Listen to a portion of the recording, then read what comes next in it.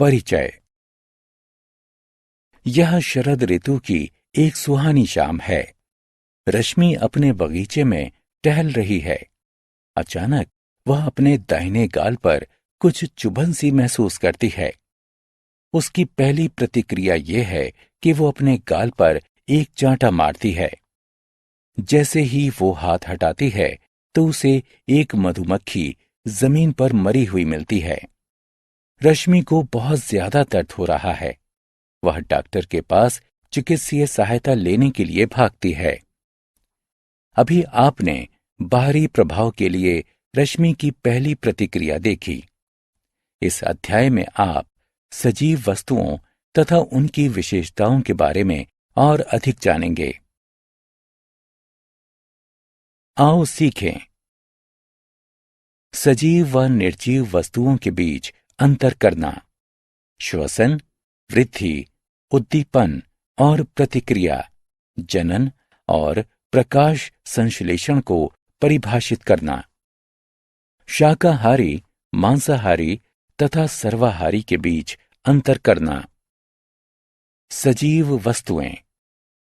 सजीव वस्तुएं निम्न क्रिया करती हैं: सांस लेना, गति, वृद्धि और जनन। सजीव वस्तुओं में संवेदना होती है।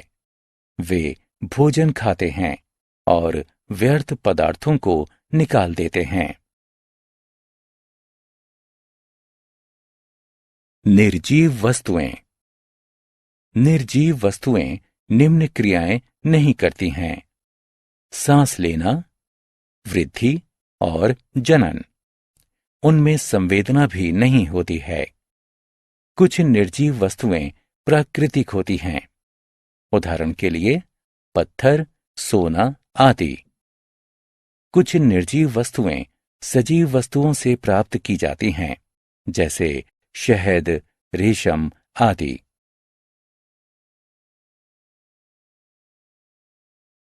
सांस लेना। सभी सजीव वस्तुएं सांस लेती हैं। सांस लेने की प्रक्रिया में दो चरण पाए जाते हैं: ऑक्सीजन युक्त वायु को शरीर में ग्रहण करना अंतःश्वसन कहलाता है। कार्बन डाइऑक्साइड युक्त वायु को शरीर से त्यागना बाह्य श्वसन कहलाता है। श्वसन। भोजन से हमें ऊर्जा प्राप्त होती है। भोजन द्वारा हमारे शरीर को ऊर्जा प्रदान करने की प्रक्रिया श्वसन कहलाती है। ऑक्सीजन श्वसन में सहायता करती है। श्वसन की प्रक्रिया में कार्बन डाइऑक्साइड निकलती है।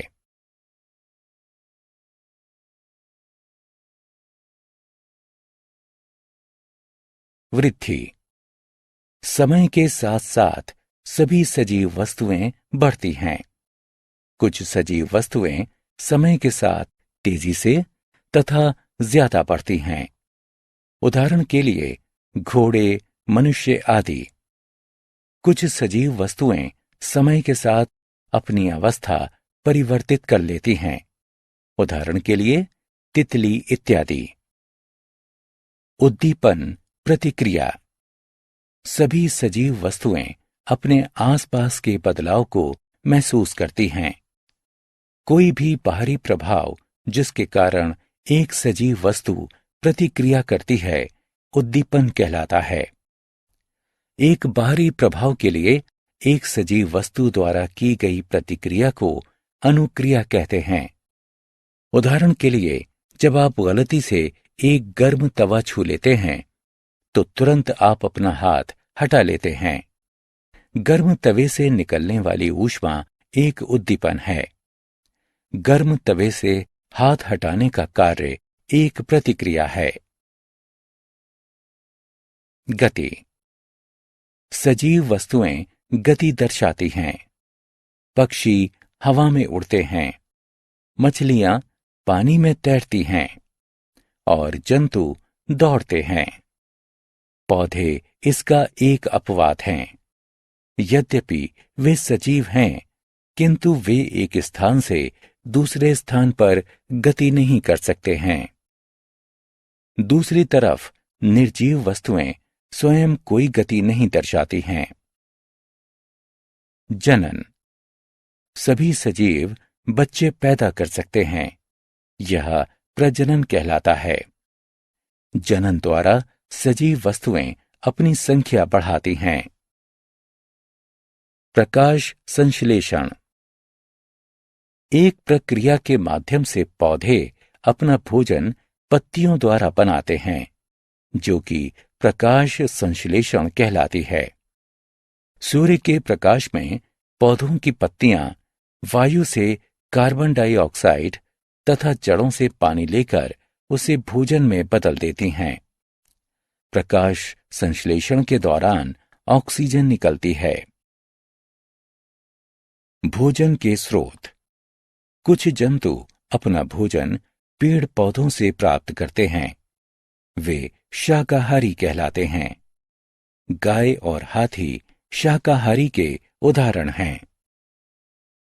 कुछ जंतु जीवित रहने के लिए अन्य जंतुओं को मारते और उन्हें खाते हैं। वे मांसाहारी कहलाते हैं। चीता मांसाहारी का एक उदाहरण है। कुछ जंतु पेड़ पौधों तथा जंतुओं दोनों से ही अपना भोजन प्राप्त करते हैं। वे सर्वाहारी कहलाते हैं। भालू और मनुष्य सर्वाहारी के उदाहरण हैं। हमने क्या चर्चा की? सजीव वस्तुएं सांस लेती हैं तथा गति, विकास एवं जनन करती हैं। सजीवों में भोजन द्वारा ऊर्जा प्राप्त करने की प्रक्रिया को श्वसन कहते हैं। प्रकाश संश्लेषण की क्रिया द्वारा पेड़ पौधे अपना भोजन पत्तियों से बनाते हैं। सजीव वस्तुएं बाह्य उद्दीपन के प्रति प्रतिक्रिया करती हैं। जनन के द्वारा सजीव अपनी संख्या बढ़ाते हैं।